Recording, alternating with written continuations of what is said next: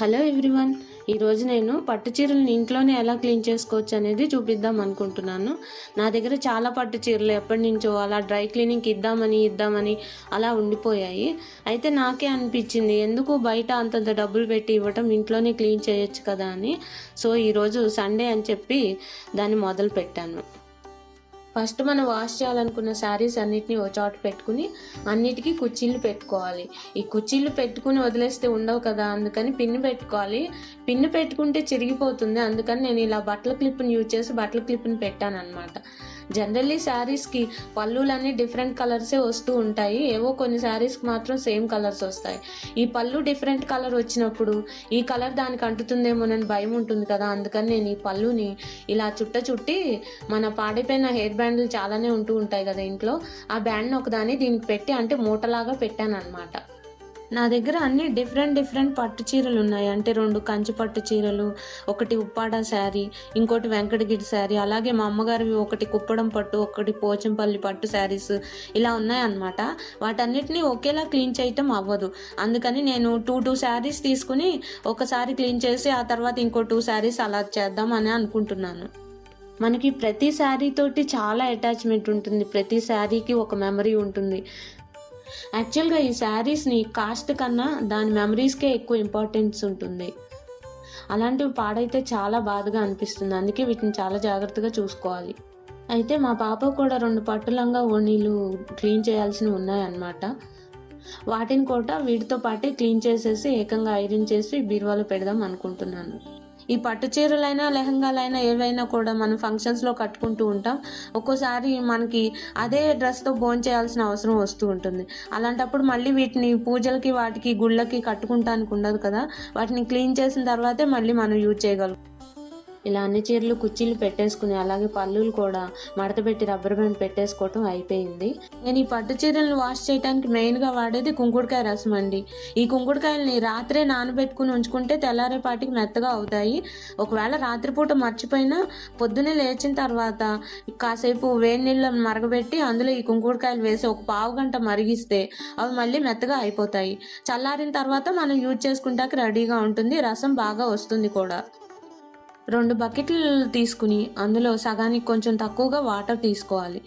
అందులో ఈ కుంకుడుకాయ రసాన్ని కొద్దిగా వేయాలి. అంటే మనం ఎక్కువ శారీస్ పెట్టుకున్నాం కదా, దీనికి ఏమి ఎక్కువ కుంకుడుకాయ రసం అవసరం లేదు, అందుకని కొద్దిగా కుంకుడుకాయ రసం వేసి అలాగే కల్లుప్పు ఉంటుంది కదా, ఆ కల్లుప్పుని ఒక్కొక్క బకెట్లో ఒక్కొక్క స్పూన్ వేసాను.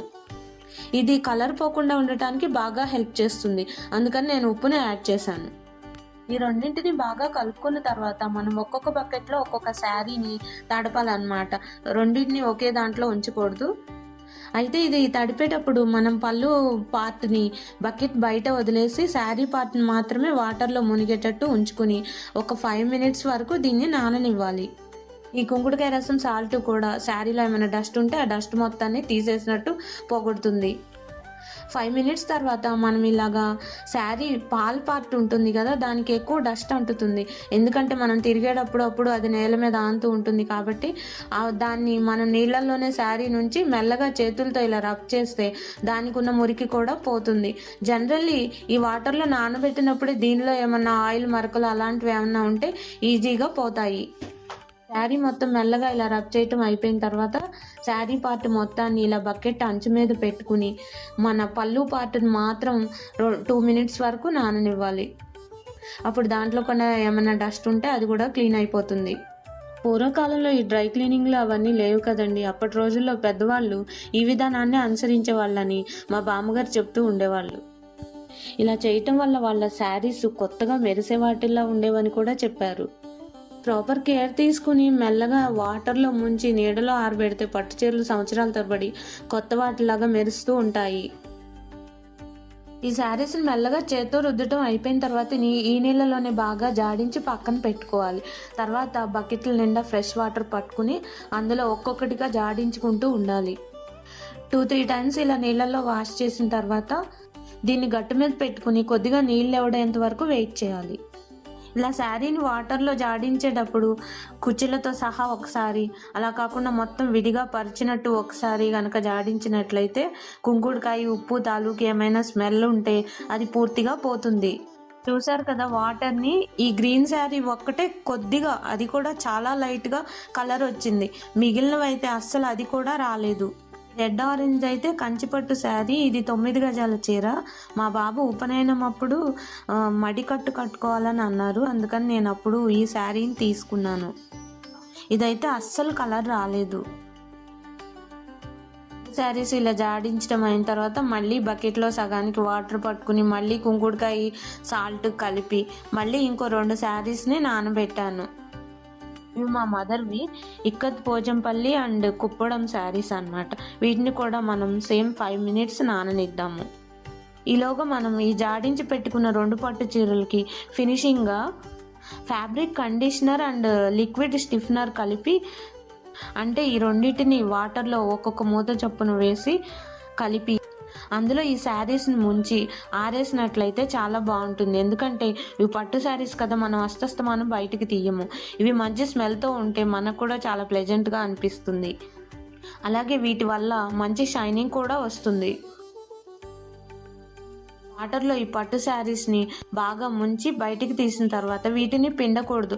లైట్గా నీళ్లు జార్చినట్టు చేయటమే తప్పితే గట్టిగా పిండటం చేయకూడదు. వీటిని నీళ్ళోడేంత వరకు గట్టు మీద ఉంచి ఆ తర్వాత నీడలో ఆరేసుకోవాలి. సేమ్ ప్రాసెస్ అన్ని శారీస్కి అలాగే చేశాను. అయితే నేను బాగా భయపడిన విషయం ఏంటంటే, ఈ వెంకటగిరి శారీకి లైట్ పింక్ కలర్, అది పళ్ళు ఏమో డార్క్ బ్లూ కలర్. ఒకవేళ అది ఎక్కడ కలర్ పోతుందో, ఈ పింక్కి ఆ బ్లూ అంటుతుందో అని చాలా భయపడ్డాను. కానీ పింక్ కానీ బ్లూ కానీ అసలు కొంచెం కూడా కలర్ పోలేదు. అలాగే ఇక్కత్ పట్టు శారీ కూడా చాలా బాగా షైనింగ్ వచ్చింది. బాగా ఛాలెంజింగ్గా అనిపించింది ఈ లెహంగాలని వాష్ చేయటమే. నా బ్లూ పట్టు శారీతో పాటు ఈ బ్లూ లెహంగాని వాష్ చేయొచ్చు, ఈ పింక్ లెహంగాని మాత్రం విడిగా తడపాల్సి వచ్చింది. ఎందుకంటే ఈ లెహంగా లోపల లైనింగ్ బాగా కలర్ వస్తుంది. అందుకని నేను ఫస్ట్ వాటర్లో లెహంగాని ముంచి లైనింగ్ని బయటకు ఉంచి 5 మినిట్స్ ఆగిన తర్వాత రివర్స్లో చేశాను.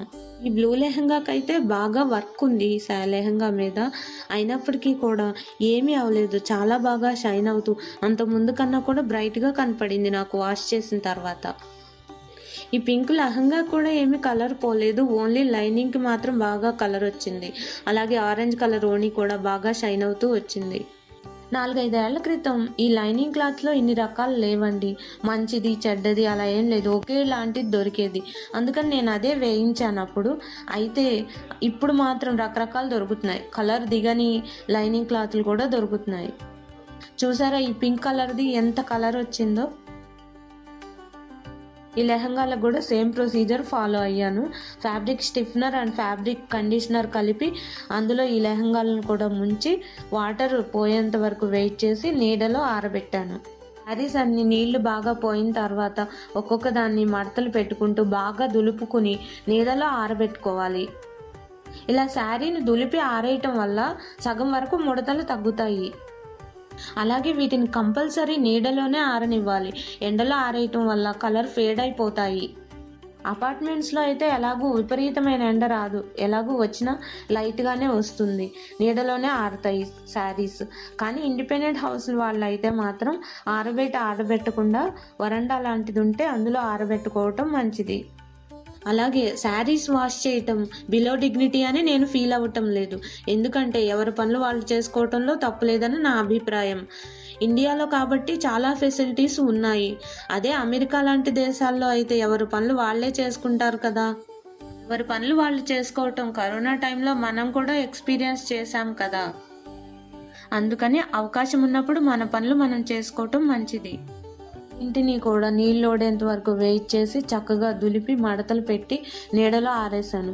ఈవినింగ్ అయ్యేంత వరకు వెయిట్ చేస్తే అన్నీ చక్కగా ఆరిపోయి ఉన్నాయి. అన్ని శారీస్ని తీసేసి మడతలు పెట్టడం స్టార్ట్ చేశాను. అన్ని శారీస్ కూడా చాలా చక్కటి సువాసనతోటి, ఎంతో మంచిగా, ఎక్కువ మెరుపుతోటి, అలాగే ముడతలు కూడా ఎక్కువ లేకుండా చాలా బాగా అనిపించాయి.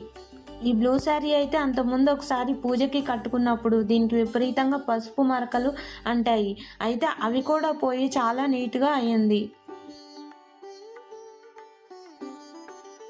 ఐరన్ కూడా మనం కావాలంటే ఇంట్లో చేసుకోవచ్చు, కానీ ఐరన్ షాప్స్లో అయితే ఫోల్డింగ్స్ అవి బాగుంటాయి, బాగా ఐరన్ అవుతాయి. ఈ వీడియోలో చూపించినట్లుగా చేస్తే ఎన్ని వేల రూపాయల పట్టు చీరలైనా ఈజీగా ఇంట్లోనే వాష్ చేసుకోవచ్చు. ఇంకా పింక్ శారీకి అయితే ఈ కుచ్చులు నేనే కుట్టాను. ఆ కుచ్చులు కూడా పాడవకుండా ఎంతో చక్కగా వచ్చాయి.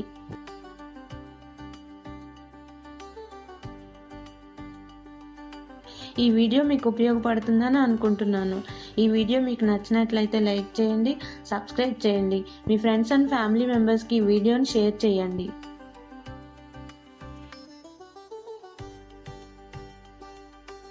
రెడ్ పింక్ శారీ అయితే నేను కొని చాలా రోజులైంది.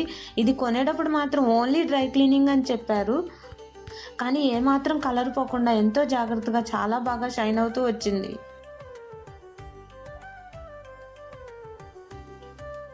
ఈ లెహంగా చూసారా ఎంత బాగా షైన్ అవుతుందో. దీని మీద ఎంబ్రాయిడరీ కూడా చెక్కు చెదరలేదు, చాలా బాగా వచ్చింది. ఈ పింక్ పట్టు లంగా కూడా అంతే. అన్నీ ఫోల్డింగ్ చేసిన తర్వాత ఇలా ఉన్నాయి. మీరే చూస్తున్నారుగా ఎంత షైన్ అవుతున్నాయో. నాకైతే ఇంట్లోనే ఇలా పట్టు చీరల్ని క్లీన్ చేయటం సాటిస్ఫాక్షన్గా అనిపించింది.